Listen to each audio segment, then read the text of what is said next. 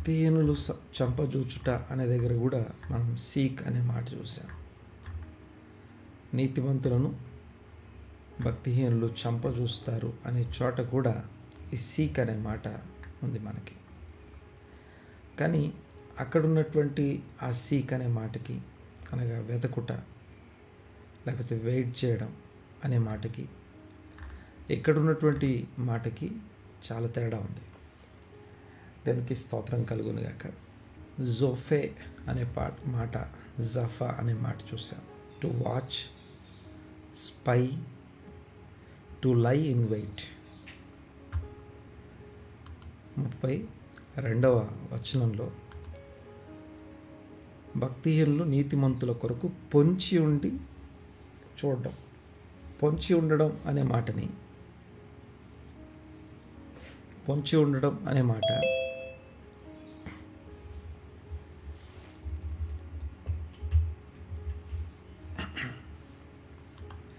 So 32వ వచనంలో ఉన్నటువంటి పొంచి ఉండుట అనే మాట, 34వ వచనంలో ఉన్నటువంటి కనిపెట్టుట అనే మాట రెండు ఒకటి కాదు. రెండు ఒకదానికొకటి సంబంధం లేదు, కానీ చూస్తానికి రెండు ఒకేలా కనపడుతున్నాయి. నీతిమంతులను చంపడం కోసం పొంచి ఉండుట, అంతేకాకుండా 34వ వచనంలో యెహోవా కొరకు కనిపెట్టుకొని ఉండుట. రెండిట్లో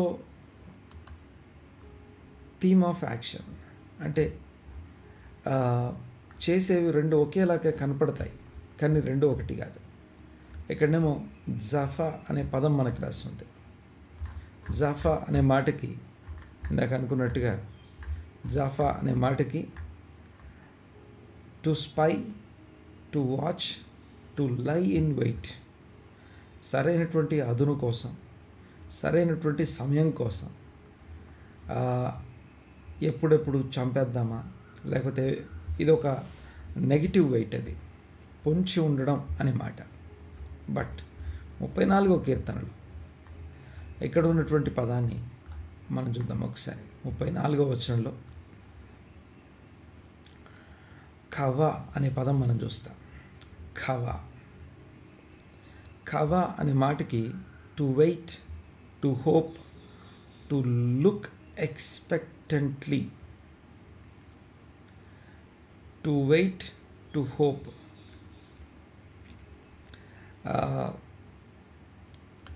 హీబ్రూ భాషలో హోప్ని తిక్వా అంటాం.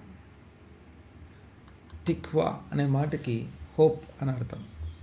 అయితే ఆ తిక్వా అనే మాటలో ఏదైనా ఒక పదం ముందు మెమ్ కానీ, ఒక పదం ముందు హే కానీ, ఒక పదం ముందు తేత్ కానీ, తవ్ కానీ,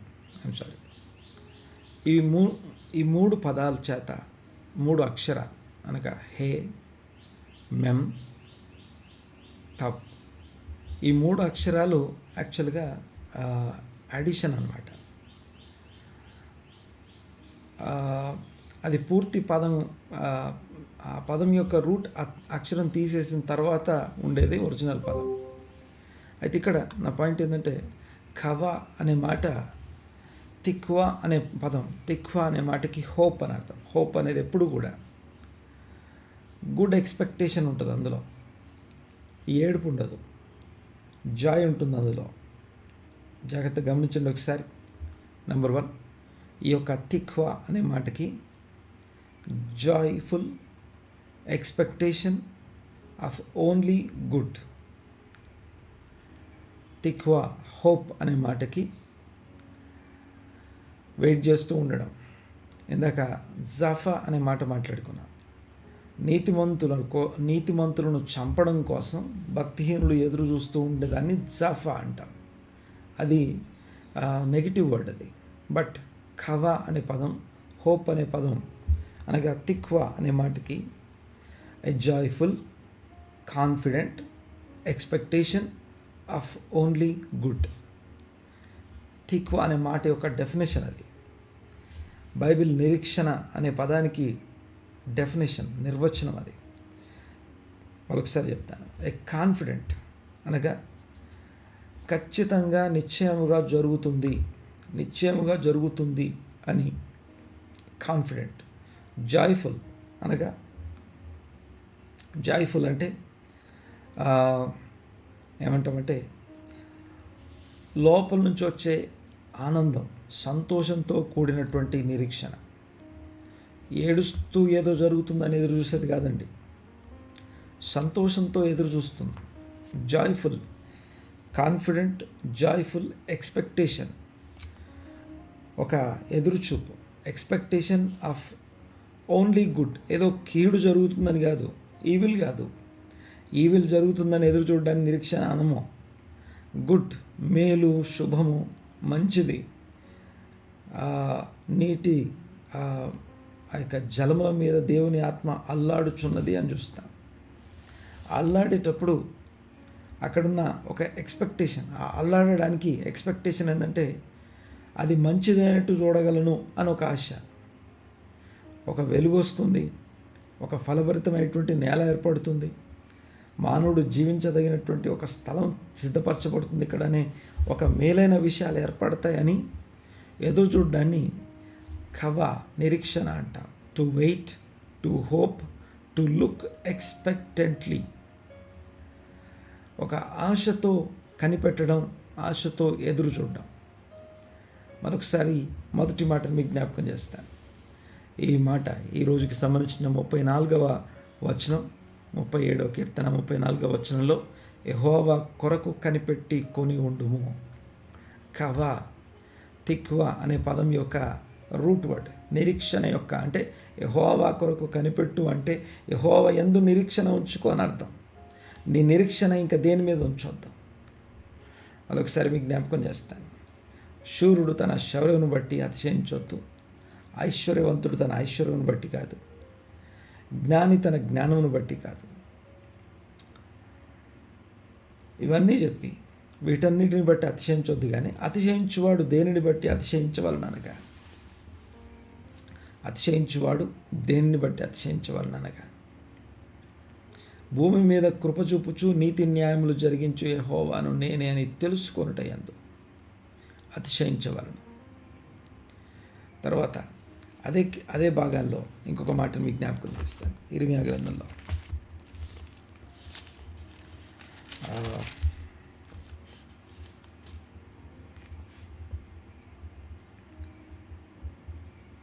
5వ వచనం 17వ అధ్యాయం చూడండి ఒకసారి.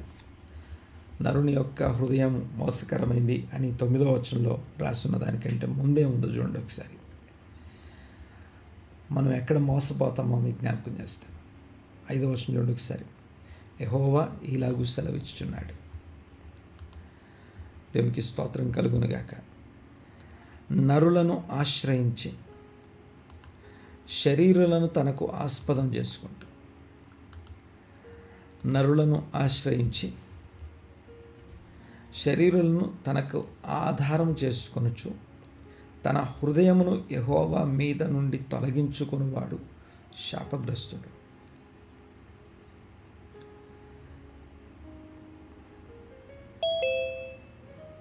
యెహోవా కొరకు కనిపెట్టుట అనే పదానికి ఆపోజిట్ వర్డ్, దాని వ్యతిరేకమైనటువంటి విషయం. జనరల్గా మనకి రూల్ మనందరికీ తెలుసు.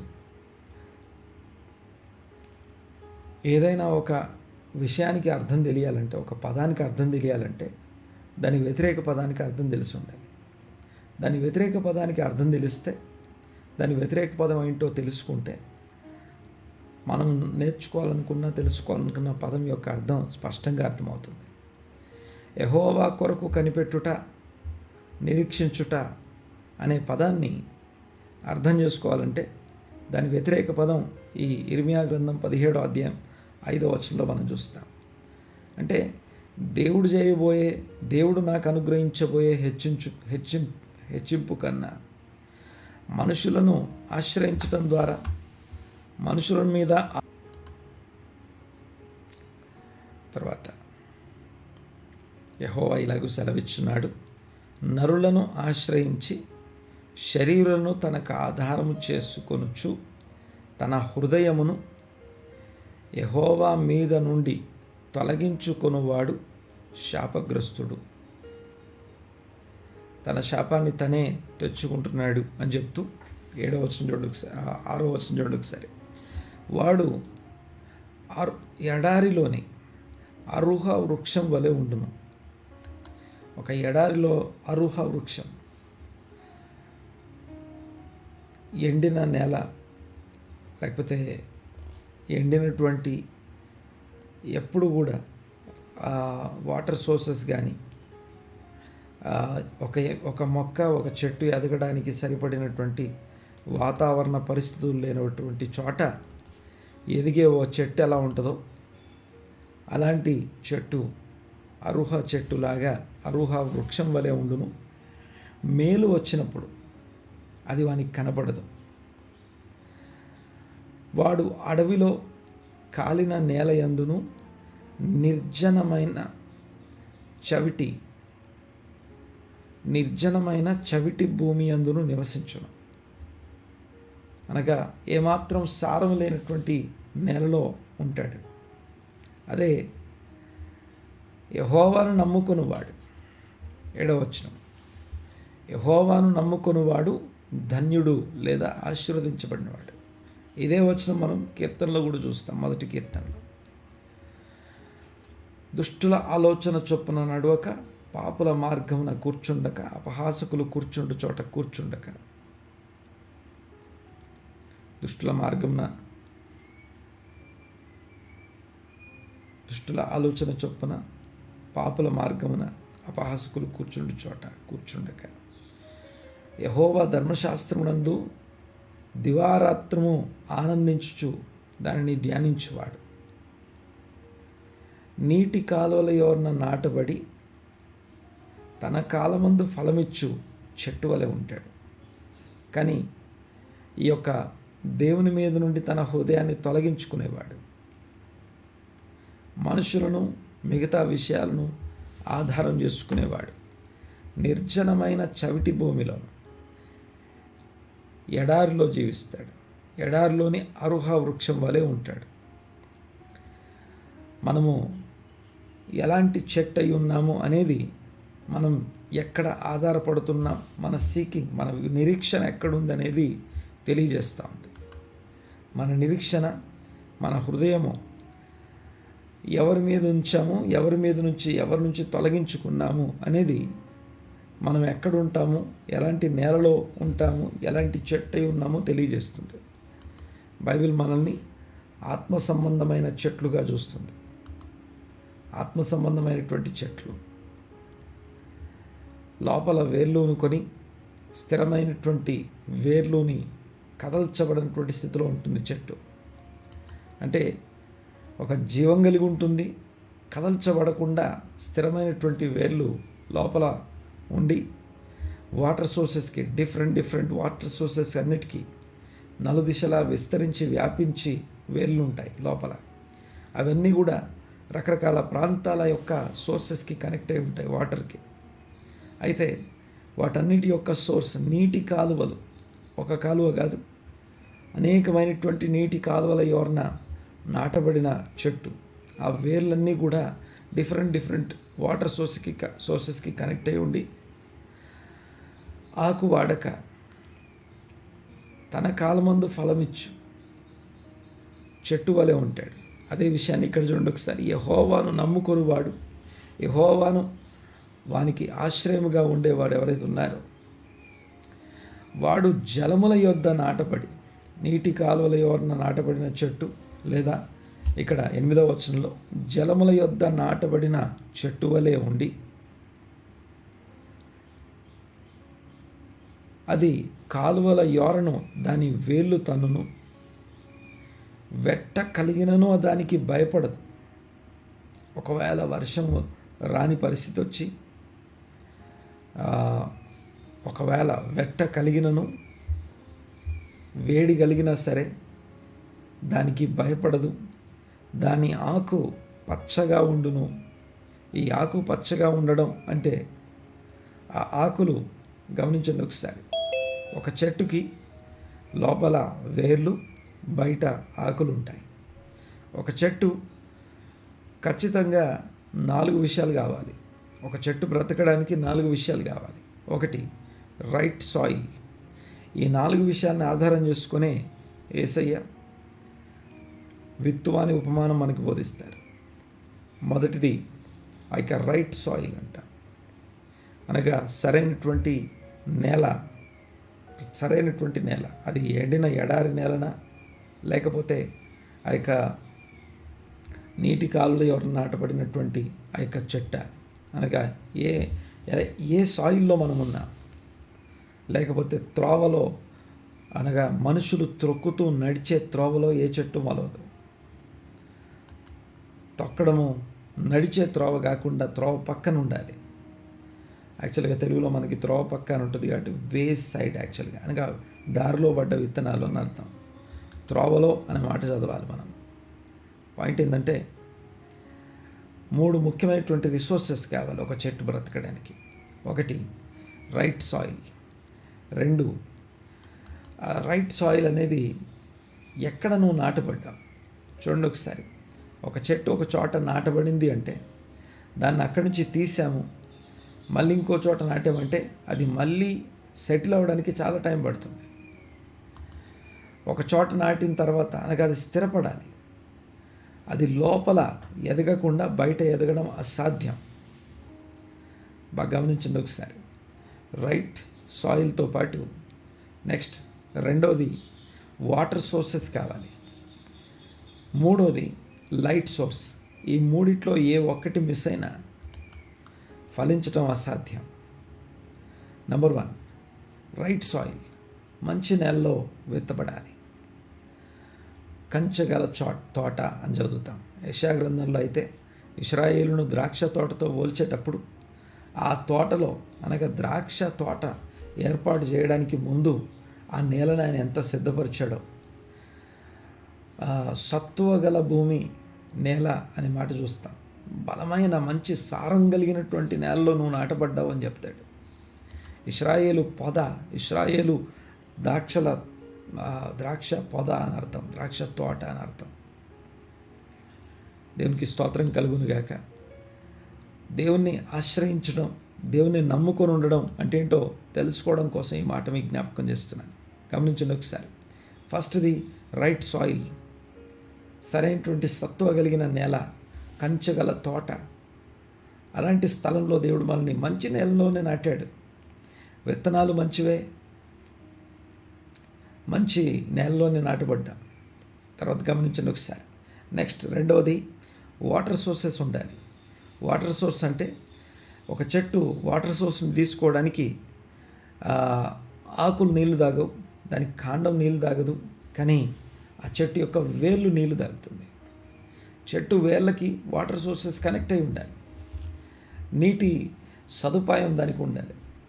అయితే విత్తువాని ఉపమానంలో ఆ వేరుకు అందవలసినటువంటి రిసోర్స్ అయినటువంటి ఆ యొక్క నీటికి మధ్య రాతి నేల అడ్డం వచ్చింది.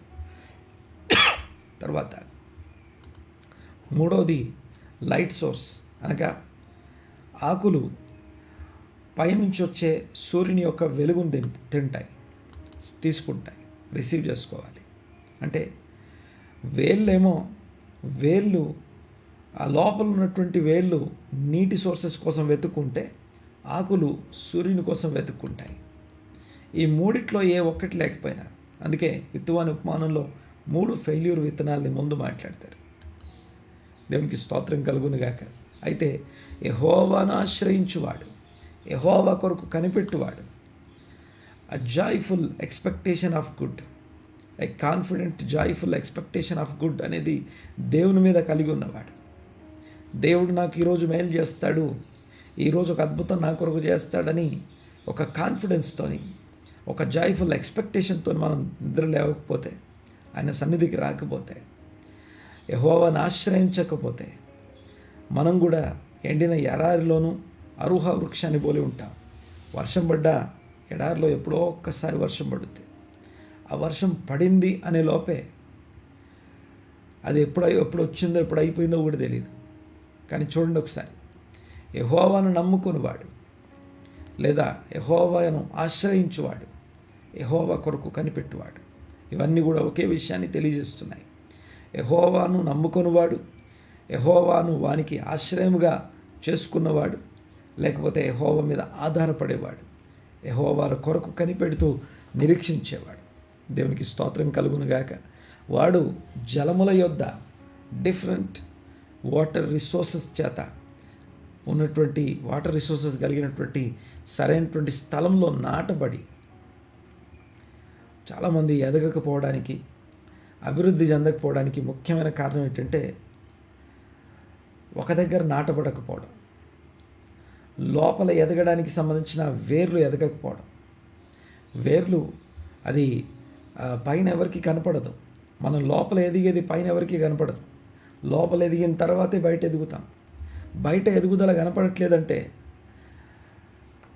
ట్రీట్మెంట్ జరగాల్సింది వేర్లకు, పరీక్షించుకోవాల్సింది వేర్లను.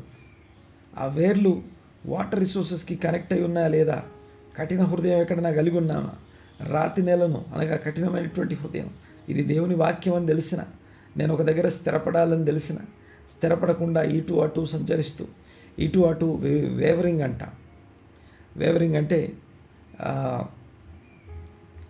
సంశయము, లేకపోతే ఏమంటుందని, వేవరింగ్ అంటే ఏమంటారు తెలుగులో,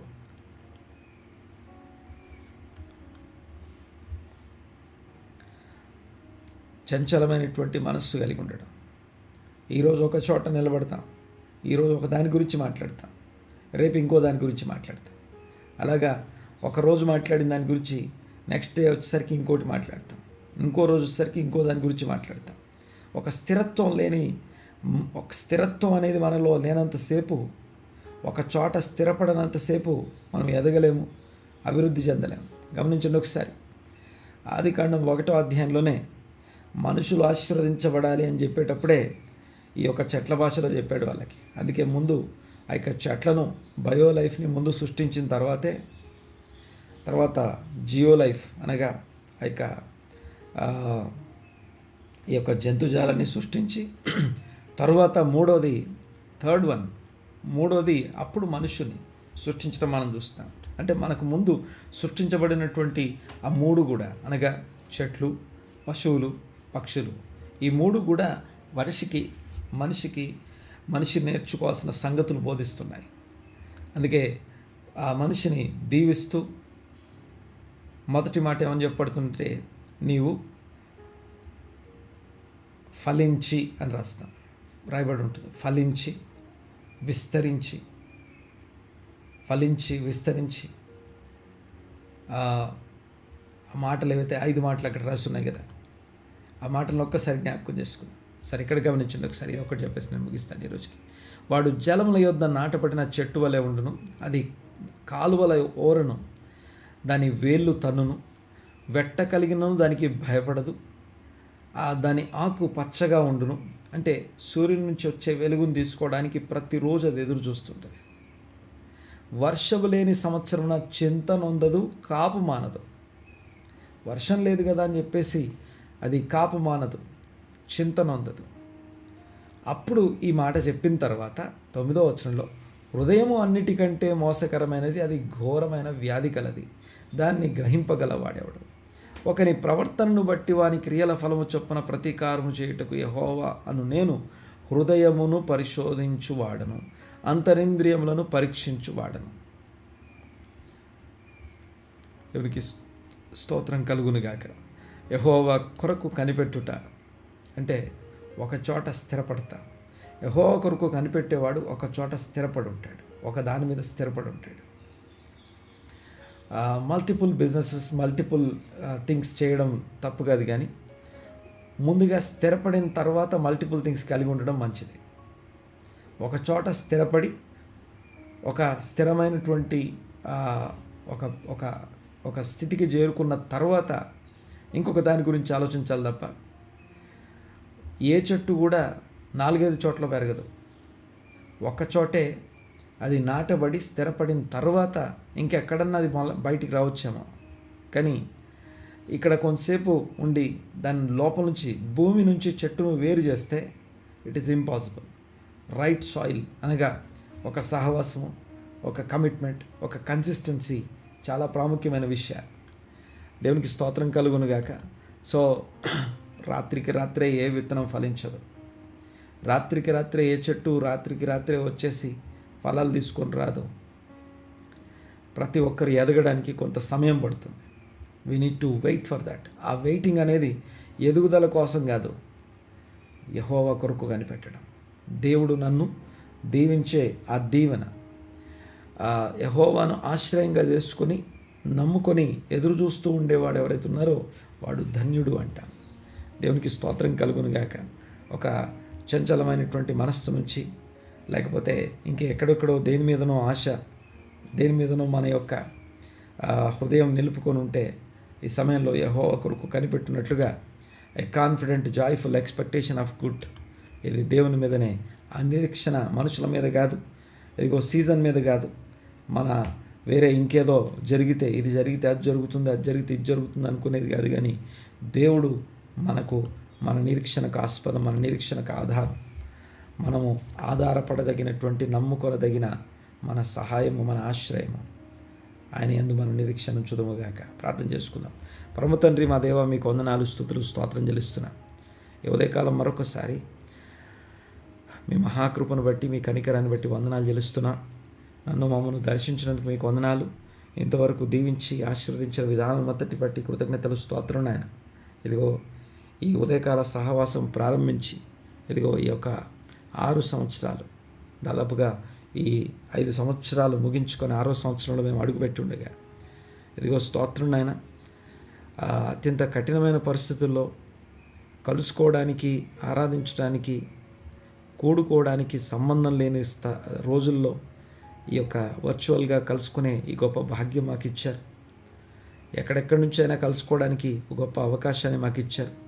దీన్ని కన్సిస్టెంట్గా ఇదిగో ఒక కమిట్మెంట్తోని, స్థిరమైనటువంటి నిర్ణయంతో ఇంతవరకు ఆగకుండా కనెక్ట్ అయ్యి కొనసాగుతున్న ప్రతి ఒక్కరిని మీరు దీవించి ఆశీర్వదించారు. రైట్ సాయిల్లో నాటి ఆశీర్వదించి స్థిరపరిచినందుకు మీకు వందనాలు, స్తోత్రం నాయన. ఆత్మీయ ఎదుగుదల ఈ ఉదయకాలపు సహవాసంలో జాయిన్ అయిన తర్వాత జాయిన్ అవ్వకముందు ఉన్నటువంటి ఆ ఎదుగుదలను బట్టి మీకు వందనాలు చెల్లిస్తున్నా. స్తోత్రం నాయన. ఆ యొక్క స్థిరమైనటువంటి ఒక చోట నాటబడుట అనే ఆ యొక్క చోటును, ఇదిగో నాటబడుట అనే అంశాన్ని మరొకసారి ముందుకు తీసుకొచ్చినందుకు మీకు వందనాలు. ఏదైనా మన నాయన ప్రభా, ఒక చోట నాటబడుటకు ఇదిగో మాకు కృపనిచ్చినందుకు మీకు వందనాలు, స్తోత్రం నాయన. ఇదిగో ఒక చోట మేము స్థిరపడినట్లు రకరకాల ప్రాంతాల నుంచి ఇదిగో మీరు వాక్యము నిండించడానికి కృప చూపించారు. మీకు వందనాలు, స్తోత్రం నాయన. దూర ప్రాంతాల్లో వాక్యం ప్రకటించబడినట్లుగా, వినపడినట్లుగా ఇదిగో మార్గము తెరిచారు. దేవా స్తోత్రం నాయన. ఆ ఊరికి ఉదయకాలంలో వెళ్ళలేకపోయినప్పటికీ దేవా స్తోత్రం నాయన, మీ వాక్యం మాత్రం అక్కడ వినబడడానికి కృప చూపించారు. వందనాలు, స్తుతులు, స్తోత్రం నాయన. ఆశీర్వదించారు, నాటారు, ఇదిగో ఫలించడానికి కృపనిచ్చారు. ఫలించడం కోసం మమ్మల్ని స్థిరపరిచారు. ఫలించి అభివృద్ధి పొంది విస్తరించి భూమిని నిండించి దాన్ని లోపరుచుకొనుడి అన్నారు. దేవా మీకు వందనాలు, స్తోత్రం నాయన. ఈ ఉదయకాలపు సహవాసం ద్వారా రకరకాల ప్రాంతాలకి, వ్యక్తుల హృదయాల్లోనికి, కుటుంబాల్లోనికి, సంఘాల్లోనికి వాక్యం వెళ్ళడానికి ఇదిగో విస్తరించడానికి కృపనిచ్చారయ్యా. స్తోత్రం, స్తోత్రం, స్తోత్రం చెల్లిస్తున్నాం.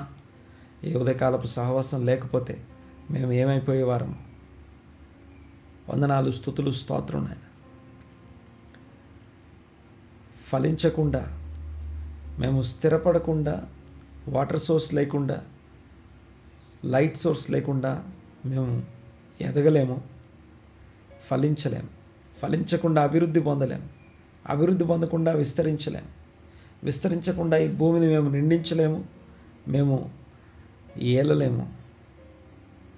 ఈ సమయంలో మీ వాక్కును బట్టి ఇదిగో స్తోత్రం నాయన. యెహోవా కొరకు కనిపెట్టుటను మాకు ఇంకా బోధపరుస్తున్నారు. మీకు వందనాలు. ఇంకా ఇప్పటికీ మేము ఏ విషయాల్లో అయితే మీ మీద నిరీక్షణ ఉంచక వేరే విషయాలు మేము నిరీక్షణ ఉంచడం ద్వారా